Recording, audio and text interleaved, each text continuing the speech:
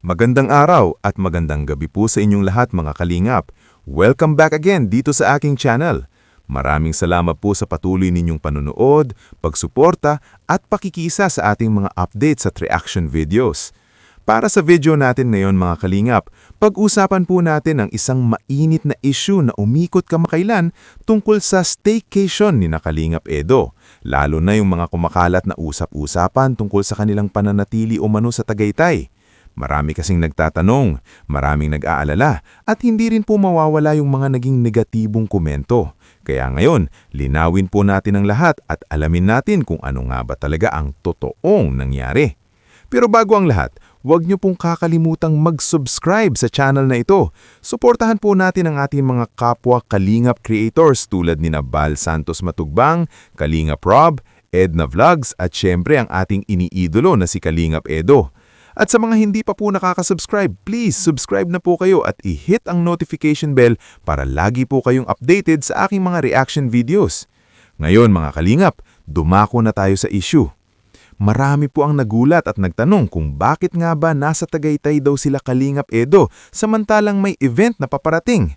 Ang iba ay nag-worry, baka raw malate, baka raw hindi makarating sa oras. At yung iba naman, imbes na magtanong muna, ay agad nang nagbigay ng masasakit na komento. Pero ayon po sa mismong vlog at paliwanag, prank lamang po iyon. Hindi po talaga sila nasa Tagaytay nung mga oras na yon. Ang ipinakita ay bahagi lamang ng biro, isang simpleng kalokohan na madalas naman nilang ginagawa dahil alam natin, kilala sila bilang makukulit, palabiro at masayahin, lalo na si JP. Ang totoo mga kalingap, mas nauno pa silang dumating sa Manila. Alas 7 pa lamang ng gabi ay nandun na sila sa kanilang tinutuluyan. Samantalang sina Bians naman ay dumating bandang alas 2 ng madaling araw. Ibig sabihin, hindi po sila nagmamadali, hindi sila naghabol sa oras, at lalong hindi po sila nagpabaya. Yung staycation sa Tagaytay? Totoo po yun, pero bago pa ang mismong event. May sponsor po kasi na nagbigay sa kanila ng pagkakataon na makapag-stay at makapag-enjoy muna. Kaya napanood natin sa vlog ni Kalingap Edo ang kanilang pamamasyal sa mga magagandang lugar sa Tagaytay. Talagang nag-enjoy sila at deserved naman po iyon. At bago pa man dumating ang araw ng event, lumipat na sila ng tinutuluyan na mas malapit at mas praktikal. Kaya walang dahilan para mag-alala. Alam na alam po ni Kalingap Edo ang responsibilidad niya. Kilala natin siya bilang on time, disiplinado at ayaw na may naghihintay sa kanya, lalo na sina Kuya Val at Kalingap Rob.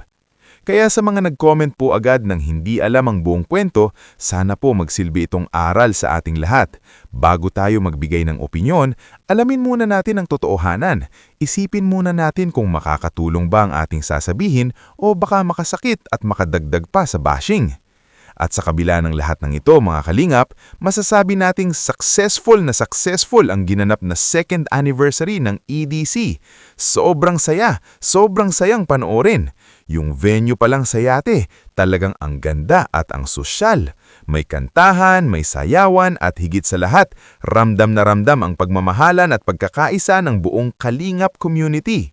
Abangan po natin ang full upload ni Kalingap Rob tungkol sa kabuuan ng event dahil base pa lang sa mga live videos, talagang punong-puno ng saya at kilig ang selebrasyon.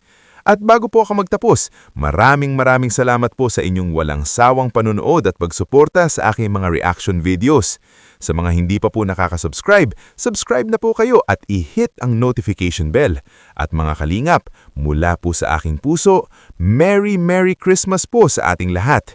Naway puno ng saya, pagmamahal at biyaya ang ating Pasko. Maraming salamat po. God bless sa ating lahat at hanggang sa muling video. Bye-bye mga kalingap! Magandang araw at magandang gabi po sa inyong lahat mga kalingap. Welcome back again dito sa aking channel. Maraming salamat po sa patuloy ninyong panunood, pagsuporta at pakikisa sa ating mga updates at reaction videos.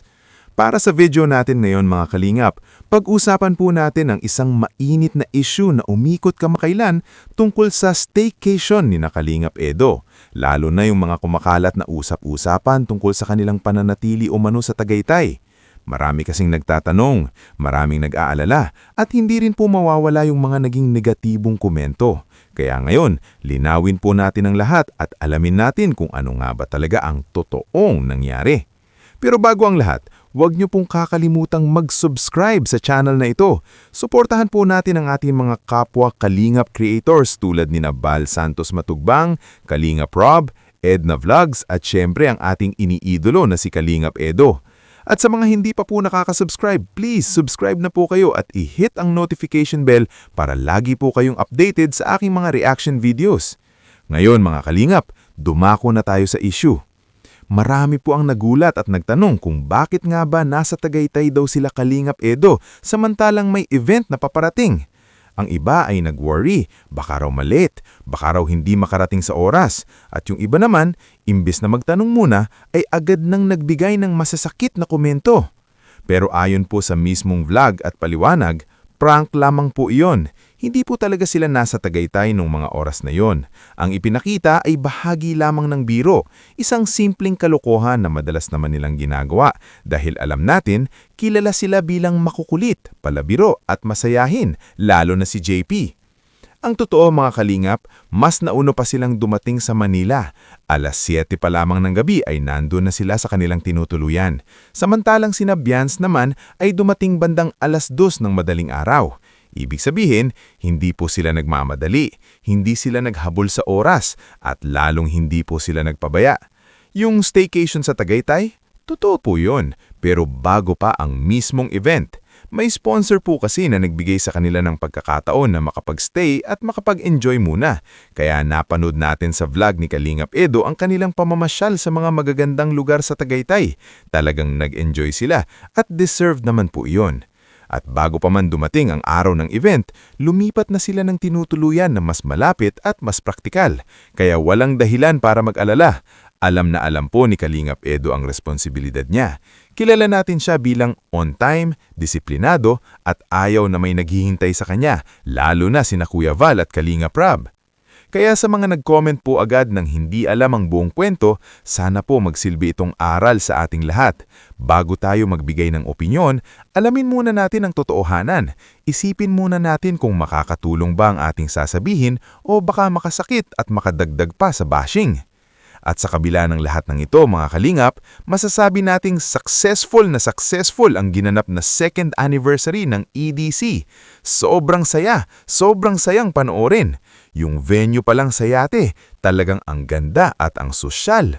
May kantahan, may sayawan at higit sa lahat, ramdam na ramdam ang pagmamahalan at pagkakaisa ng buong Kalingap community.